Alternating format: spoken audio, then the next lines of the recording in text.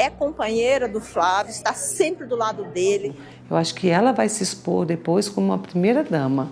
Eu vejo ali uma parceria, né, um companheirismo, mas uma discrição.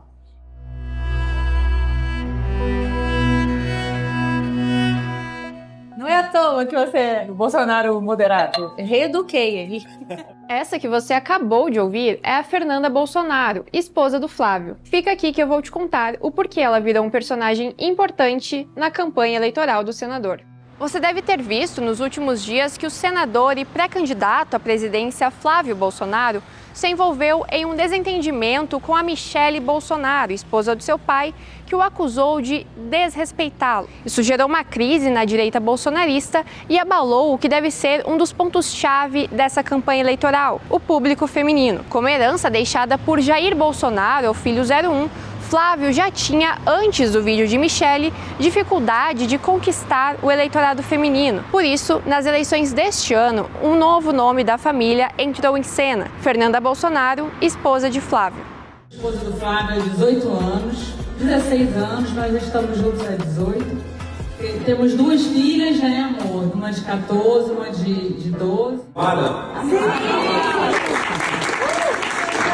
Flávio Bolsonaro é casado com a Fernanda desde 2010. Juntos, eles tiveram a Luísa e a Carolina, uma nascida em 2012 e a outra em 2014. Ao longo de todos esses anos, a Fernanda sempre foi uma esposa muito discreta, sem redes sociais e com pouquíssimas aparições na mídia, mesmo com Flávio já atuando na política desde o começo dos anos 2000. Enquanto Flávio ia crescendo no meio político, acompanhado dos irmãos e do pai, a Fernanda atuava em outra área completamente diferente. Ela é formada em odontologia, especialista em ortodontia e ortopedia facial. Ela começou a atuar profissionalmente no Rio de Janeiro e passou por algumas clínicas com outros sócios desde que se mudou para Brasília. Há cerca de 2 meses, a Fernanda abriu um novo espaço clínico, que não possui nenhum tipo de divulgação na internet, ao menos citando o nome dela.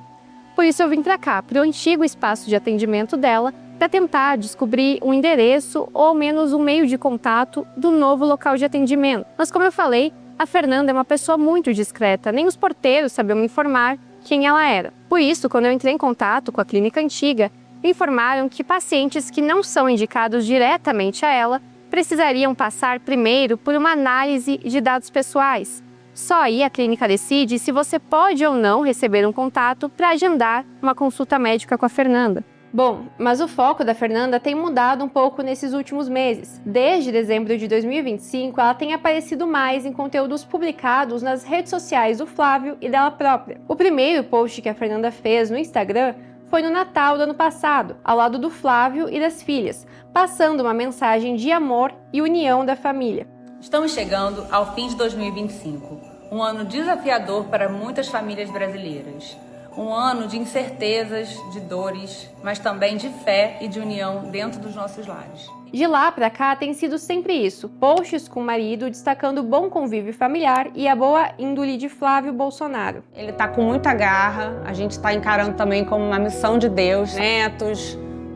Ai, eu desejo que minha família continue unida, nós 4 principalmente, sabe? Como a gente tá hoje em dia. E que a gente tenha tempo para olhar um para o outro durante essa caminhada, que não vai ser fácil, mas que a gente sempre tenha um porto seguro de estar junto, de estar comemorando as datas importantes para a gente.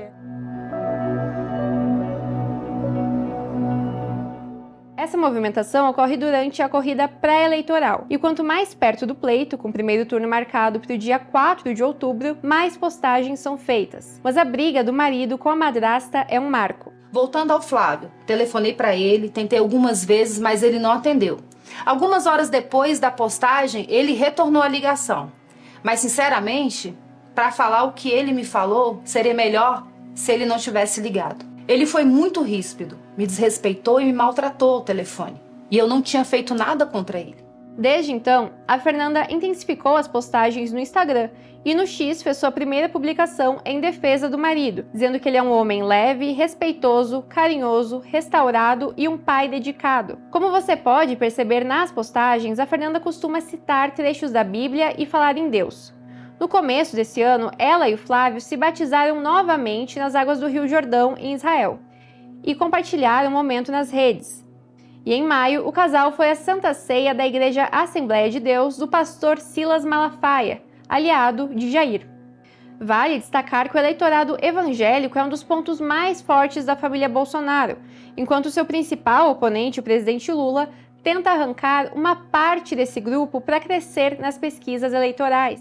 Aqui em Brasília, Fernanda costuma frequentar, junto com o Flávio, a Comunidade das Nações, uma igreja evangélica famosa da capital que tem uma das sedes aqui no Ipcarral. Conversando com funcionários da igreja, eles me informaram que o casal está sempre por aqui, às vezes trazem as duas filhas e conversam com os fiéis. Além do culto de domingo, a Fernanda também costuma participar do culto das mulheres, onde o foco são ensinamentos sobre o comportamento da mulher evangélica. Porém, desde que o Flávio anunciou a sua pré-candidatura à presidência, o casal tem evitado frequentar a comunidade por conta do assédio da imprensa.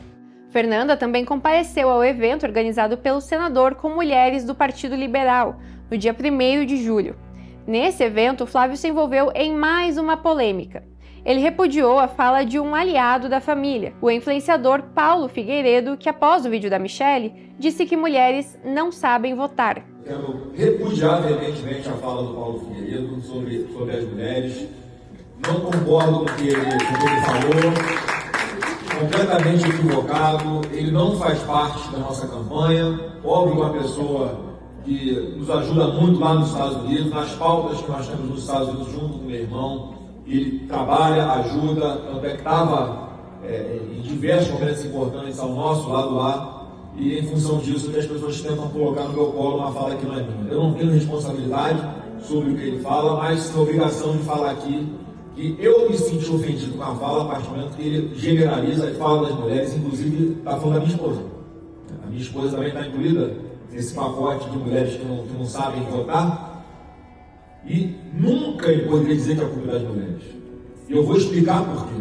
Porque se as pesquisas mostram, e tem muitas mulheres que ainda não estão votando conosco, é falta de competência minha. É a falta de comunicação que nós, todos as vezes, temos que acabar com essa falta de comunicação. Nós temos que melhorar a nossa comunicação. Porque a partir do momento que a gente conseguir ter esse diálogo aberto com todas as mulheres, mostrar que as pautas que elas são favoráveis são as mesmas pautas que a direita defende, é assim que a gente vai resolver. Não é acusando as mulheres de não saberem votar. É mostrando para a maioria das mulheres que nós somos o melhor, que nós temos as melhores propostas, que nós defendemos as mulheres de verdade, que nós vamos cuidar das mulheres de verdade. E é isso que nós vamos apresentar durante essa pré-campanha, depois de ganharmos a eleição e durante o nosso mandato. Porque vai ser o mandato que mais vai proteger e valorizar as mulheres na história desse país. Então, quero deixar aqui essa linha arriscada com relação a este assunto. Apesar do atrito, Figueiredo disse que está tudo bem entre ele e o Flávio e que a presença da Fernanda na campanha pode ser benéfica para mostrar ao eleitorado a postura doce do senador. Se a Fernanda quiser participar da campanha, achar que tem algo a dizer, tem coisas boas a dizer, eu não vejo problema nenhum. É uma decisão, de novo, de cada um. Você sabe por que pode ajudar com o eleitorado feminino? Porque eu conheço o Flávio, conheço a esposa do Flávio, conheço as filhas do Flávio, conheço a família do Flávio. Conheço de ver como é a relação dele como pai, de ver como é a relação dele como marido, de saber o que ele pensa, de saber a atenção que ele tem com as filhas dele. Eu também sou pai de meninas, as minhas são um pouquinho mais novas que a do Flávio, ali, a diferença de 2, 3 anos. Então, eu acho que se a população puder ver quem é o Flávio Bolsonaro real, quem é o Flávio Bolsonaro dentro de casa, talvez a população tenha empatia, porque o Flávio é esse cara, ele é o cara de uma família tradicional. Entre mulheres do Partido Liberal, próximas ao casal, Fernanda também é muito bem vista. Minha xará é uma mulher fantástica, humilde, capacitada, é autônoma, ela é envolvida na área da saúde, ela é dentista de formação, ela atua, ela trabalha, né? E eu tenho certeza que o Brasil vai ganhar muito com a Fernanda. Eu sempre a vejo solícita, recepciona todas as mulheres muito bem, é companheira do Flávio, está sempre do lado dele, é uma auxiliadora maravilhosa e o Brasil ganha com a presença dela na administração da nossa nação. todas as ocasiões sociais, de família, que eu já presenciei com eles, batizados, aniversários, ela sempre está junto com as filhas. E eu volto a te falar, eu acho que é uma preservação no momento. Eu acho que não pode se expor mesmo. Eu acho que ela vai se expor depois como uma primeira dama. Em relação à Fernanda, ela tem uma característica muito parecida com a minha, né? Que é a questão, assim, de ser parceira, né? De estar acompanhando o marido. Você percebe que ela é uma pessoa extremamente discreta, uma pessoa extremamente reservada, ela faz questão de ser. Ela nunca...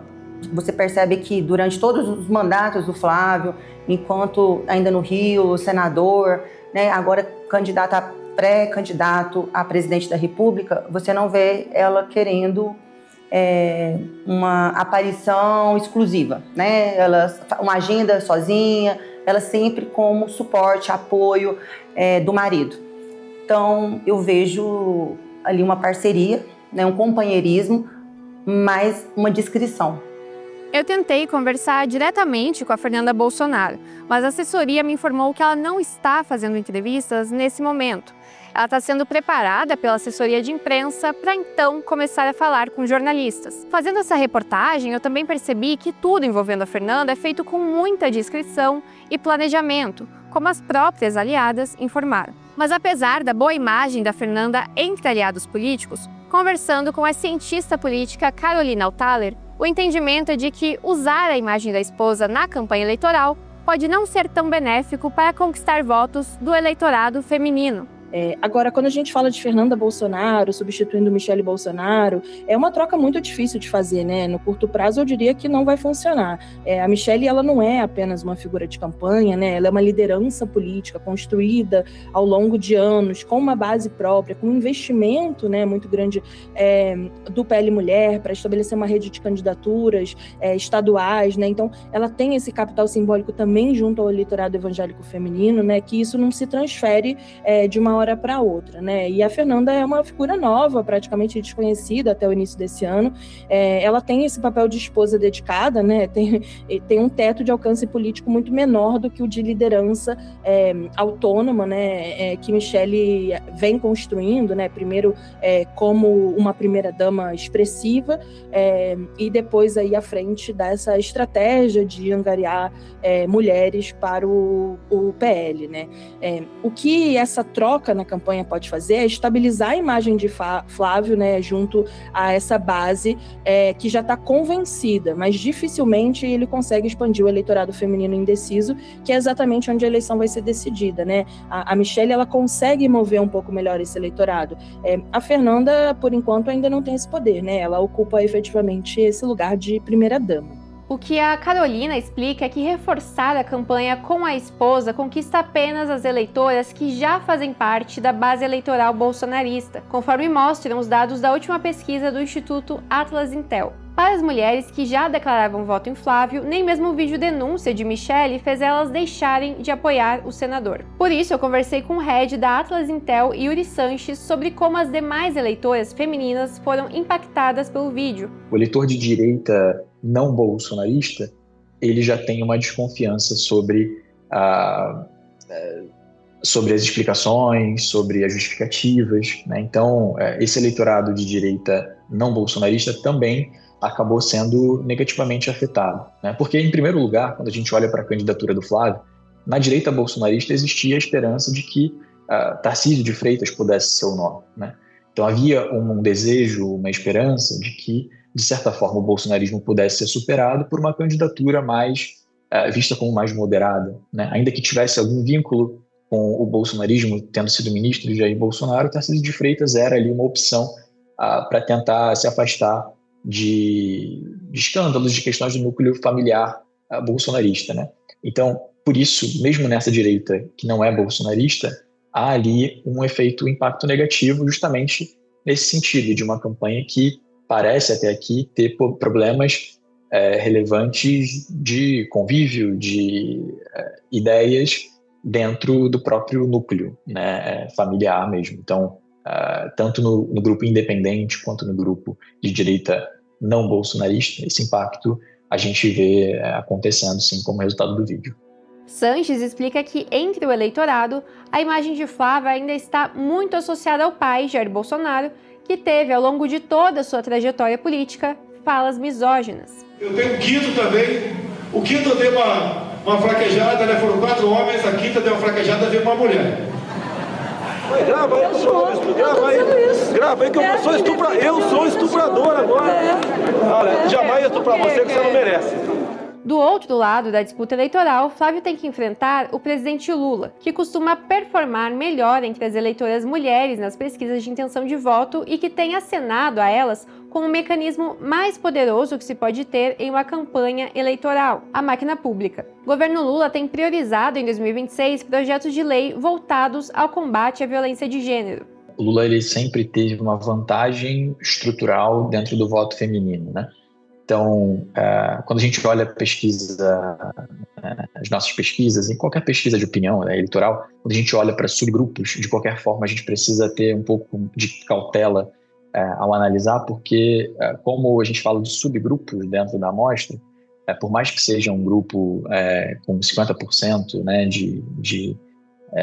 dentro da população, como o eleitorado feminino, o eleitorado masculino, grupos que são grandes, ainda assim existe uma margem de erro, uma variação ali que ela é maior do que o resultado, do que a margem de erro da pesquisa propriamente dita, né?